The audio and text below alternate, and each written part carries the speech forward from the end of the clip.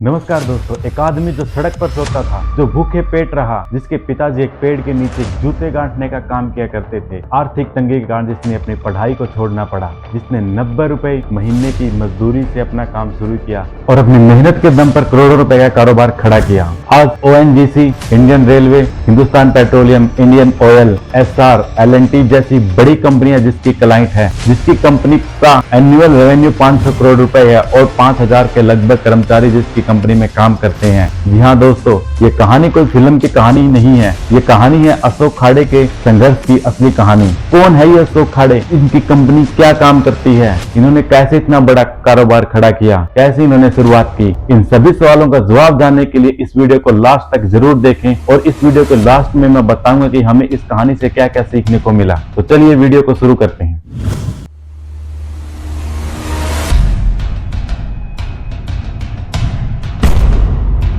अशोक खाड़े का जन्म 1956 में महाराष्ट्र के सांगली जिले के एक छोटे से गांव में हुआ था। इनके पिताजी मुंबई के दादर इलाके के चित्रा टॉकीज के सामने एक पेड़ के नीचे जूते गांठने का काम किया करते थे और इनकी माँ गांव में ही खेतों में मजदूरी किया करती थी। दोस्तों, एक बार की बात है कि बारिश का मौसम था और माँ ने अशोक को चक्की से आटा लाने के लिए भेजा। अशोक के फिसल जाने के कारण सारा आटा पानी में बह गया और घर पर और अनाज नहीं था और ना ही और पैसा था, इसलिए सभी को भूखा ही सोना पड़ा। लेकिन रात में इनके छोटे भाई सुरेश को भूख लगी और रोने लगा, तो इनकी माँ ने इधर उधर से पड़ोसियों से खाना इकट्ठा किया और सुरेश को खिलाया और बाकी सब भूखे ही सो गए। उस दिन बच्चे अशोक ने ठान लिया था कि वह अमीर जरूर बनेगा और इस गरीबी से छुटकारा पाएगा। इसके बाद दोस्तों, अशोक ने जैसे तैसे करके हायर सेकेंडरी एग्जामिनेशन को अच्छे मार्क्स से पास किया और वे डॉक्टर बनने का सपना लेकर मायावी नगरी मुंबई आ गई। दरअसल दोस्तों, मुंबई में उनके बड़े भाई दत्तात्रेय मझगांव डॉक में वेल्डर की नौकरी किया करते थे। अब दोस्तों, हालात बुरे हुए तो दत्तात्रेय की सैलरी में अशोक का पढ़ना मुश्किल हो गया, तो उन्होंने खुद बच्चों को ट्यूशन पढ़ाना शुरू किया। जब हालात नहीं सुधरे तो उन्होंने अपनी पढ़ाई छोड़ दी और मझगांव डॉक में ही नौकरी करने लगे। जी हाँ दोस्तों, ये वही मझगांव डॉक कंपनी है जो मल्टीपर्पज वेसल, सबमरीन्स और वारशिप्स बनाती है। अंग्रेजों के टाइम में शुरू हुई ये कंपनी तेल और गैस निकालने का काम किया करती थी। दोस्तों, 1975 में इनके पिताजी की डेथ हो गई और इनके छोटे भाई सुरेश भी इसी कंपनी में नौकरी पर लग गए।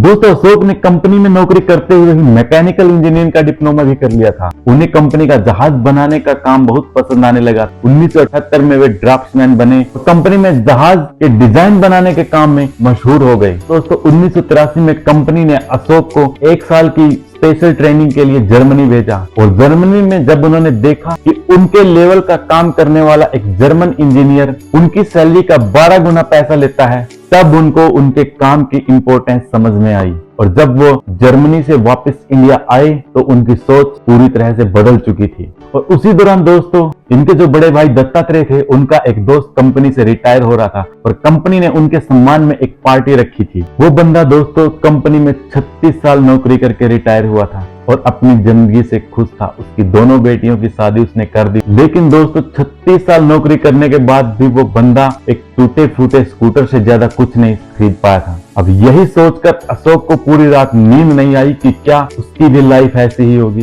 क्या वो भी एक स्कूटर से ज्यादा कुछ नहीं खरीद पाएगा। जब उसने अपनी परेशानी अपने दोनों भाइयों को बताई तो तीनों भाइयों ने मिलकर तय किया कि हम एक छोटा मोटा बिजनेस शुरू करें। और दोस्तों, उसी टाइम मझगांव डॉक जो कंपनी थी, उसने 40 किलोमीटर दूर अपना दूसरा नया सेंटर बनाने की बात बोली और कंपनी ने बोला कि कंस्ट्रक्शन का सारा काम प्राइवेट कंपनियों को दिया जाएगा। अब दोस्तों, अंधा क्या चाहे दो आंखें। तीनों भाइयों को काम का पूरा एक्सपीरियंस था। उन्होंने दत्तात्रेय के D, अशोक के A और सुरेश के S से मिलाकर दास ऑफशोर प्राइवेट लिमिटेड नाम की एक कंपनी बना दी और कंपनी को मझगांव डॉक के नए सेंटर पर सब कॉन्ट्रैक्टर का काम भी मिल गया। उनके सामने एक समस्या आ गई और समस्या ये थी कि वो तीनों लोग जो है मझगांव डॉक में नौकरी करते थे। अब उनकी खुद की कंपनी को संभालेगा कौन। उन तीनों ने मिलकर सलाह की कि हम एकदम से तीनों नौकरी छोड़ने का रिस्क नहीं लेंगे, हम एक एक करके नौकरी छोड़ेंगे। तो 1989 में छोटे भाई सुरेश ने नौकरी छोड़ी और अपनी कंपनी संभालने लगे। उन्हें छोटा मोटा काम मिलता रहा और बाद में एक दिन ONGC द्वारा एक बड़ा काम भी मिला। अब क्या, उन्होंने 18 घंटे काम, नींद आई तो साइट पर ही सो गए। काम की क्वालिटी और काम को टाइम से पहले पूरा करने के कारण उनकी कंपनी का अच्छा खासा नाम हो गया था। और जब कंपनी का काम बढ़ गया तो तीनों भाइयों ने नौकरी छोड़ी और अपनी कंपनी को संभालने लग गए। अब दोस्तों बात करते हैं कि उनकी ये ऑफशोर कंपनी काम क्या करती है। तो समुद्र से जो तेल और गैस निकालने के लिए बेसिक स्ट्रक्चर या प्लेटफॉर्म तैयार किया जाता है और समुद्र के अंदर जो लंबी लंबी पाइपलाइन बिछाई जाती है, यही काम करती है खाड़े ब्रदर्स की ये ऑफशोर कंपनी। दोस्तों उनका नवी मुंबई के नेरुल में एक बहुत बड़ा फैब्रिकेशन यार्ड है और यहीं पर वो अपना सारा काम करते हैं। और अब उन्होंने समुद्र के किनारे महाराष्ट्र के ही रायगढ़ जिले के रोहिणी गांव में 600 करोड़ रुपए खर्च करके एक बहुत बड़ा यार्ड बनाया है। बोला ये जा रहा है कि ये एशिया का दूसरा सबसे बड़ा यार्ड है। अब दोस्तों जैसे ही उनकी कंपनी का काम बढ़ा, उन्होंने अपनी कंपनी को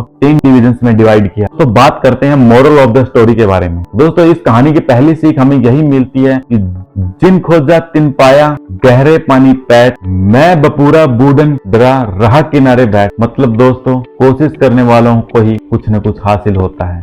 जैसे दोस्तों गोताखोर गहरे पानी में जब अंदर जाता है तो वो कुछ लेकर ही बाहर आता है, लेकिन वो बेचारे लोग जो डूबने के डर से पानी के अंदर ही नहीं जाते और किनारे ही बैठे रह जाते हैं, उनको जिंदगी में कुछ हासिल नहीं होता। कहने का सीधा सीधा मतलब ये है दोस्तों, अगर हमें जिंदगी में कुछ हासिल करना है तो रिस्क तो उठाना ही पड़ेगा। इस कहानी की दूसरी सीख ये है कि हम सब सपने देखते हैं, लेकिन उन सपनों को पूरा करने की हिम्मत कितने लोग करते हैं, यही बात सबसे ज्यादा मायने रखती है। तीसरी सीख दोस्तों ये है, जब तक आपके पास हिम्मत नहीं हारने का मनोबल है और बार बार गिरकर उठने का पेशेंस, आप जिंदगी में कभी हार नहीं सकते। सोचिए अगर अशोक ने अपनी डॉक्टर वाली पढ़ाई छूट जाने के कारण सिर्फ मझगांव डॉक में नौकरी ही की होती तो क्या वो आज इस मुकाम तक पहुंच पाते। उन्होंने पढ़ाई छूटी, नौकरी की, तो उसके साथ साथ दूसरा डिप्लोमा भी किया और जिसका रिजल्ट आपके सामने है। और दोस्तों इस स्टोरी की चौथी सीख ये है कि बुरा वक्त तो आता जाता रहता है, लेकिन हिम्मत और हौसला अगर एक बार गया तो वो दोबारा वापस नहीं आएगा। इसलिए दोस्तों अगर कभी भी बुरा वक्त आए तो उससे डरे नहीं, उससे लड़ने की कोशिश करें। हम बुरे दौर से